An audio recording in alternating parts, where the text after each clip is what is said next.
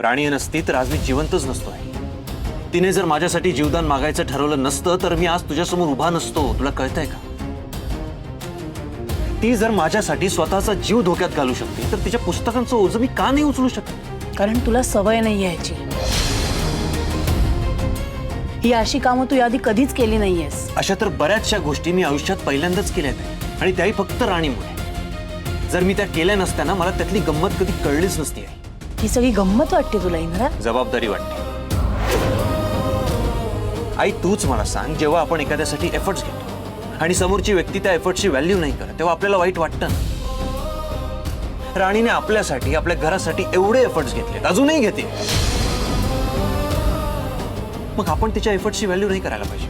आपण तिच्या पाठीशी नाही उभं राहायला पाहिजे का? अरे पण आई तू माझं पूर्ण ऐकून घे. त्या क्लायंटला राणीने किती व्यवस्थित कन्व्हिन्स केलं जे कदाचित मलाही नसतं जमलं. आई जे मला नसतं जमलं ते राणीने करून दाखवलं. असं काही नाहीये, ते तर तुम्ही सोबत होतात म्हणून हे शक्य झालं. बघितलंच आहे, अजून सुद्धा सगळ्या गोष्टींचं क्रेडिट राणी मलाच देते. आय जस्ट इमॅजिन, राणी अजून लॉयर झालेली नाहीये. जर ती लॉयर झाली तर ती काय काय करू शकते? मला राणीवर पूर्ण विश्वास आहे. राणी आपल्याला आपलं घर, आपली फॅक्टरी, आपला गमावलेला रिस्पेक्ट पुन्हा मिळवते. फक्त आपण तिला सपोर्ट केला पाहिजे. ते सगळं होईल तेव्हा होईल. मला आधी एका प्रश्नाचं उत्तर दे.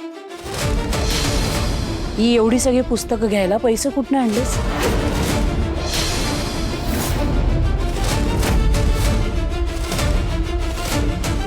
अगं मी ज्या शॉपमध्ये गेलो होतो ना तिथला तो शॉपचा ओनर त्याने आबांचं नाव ऐकलं आणि मग ही वॉज लाईक की तू मी घेऊन जा आता बुक्स, नंतर द्या पैसे हवं. ठीक आहे, पण इंद्रा जरा स्वतःच्या आईचंही ऐकत जा. तिच्यासाठी पायघडा अंतरायची काही गरज नाहीये, कळलं?